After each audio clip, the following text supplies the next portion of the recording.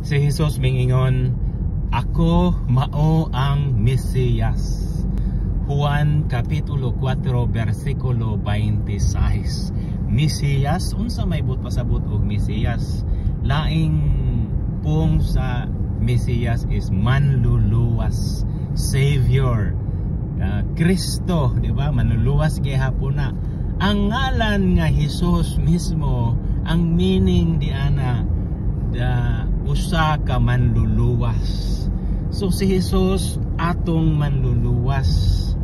Mao man gani nga ang babae nga Samaritanhon naminaw ug mingtuhop gyud sa iyang kasing-kasing ang pulong sa Ginoo nga iyang kanabitawng gipadayag ngadto kaniya nga siya ang Mesiyas, nga si Kristo mao ang Mesiyas, si Kristo Ginoo.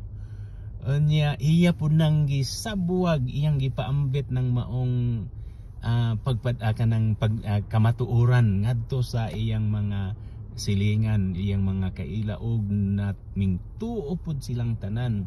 Umauto nga ilang gihangyo si Jesus nga magpabilin sa ilang lungsod, sa ilang dapit.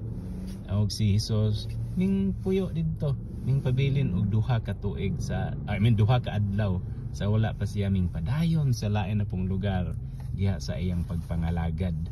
So karon importante kaayo nato nga dili nato kalimtan nga si Kristo, si Jesus mao'y ato ang Ginoo, mao'y ato ang sundon, mao'y ato ang manluluwas, pinaagi sa pagkaon, pagpamalandong, pag-usap-usap sa iyang mga pulong, ug ato nang ipatuhop sa atong kasing-kasing, sa atong una-una aron mamamahimo ng kabahin sa atong kinabuhi.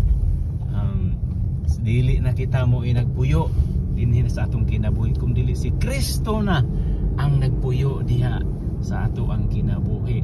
Unya nang pamagiya kita gyud maluwas kay si Jesus mao man gyud ang Mesiyas, manluluwas, ang ngalan nga makagagahom sa nga tanan, nga ang tanang muluhod kaniya ug tanang mga dila mo sangpit kaniya nga si Jesus mao gyud ang ato ang manunubos.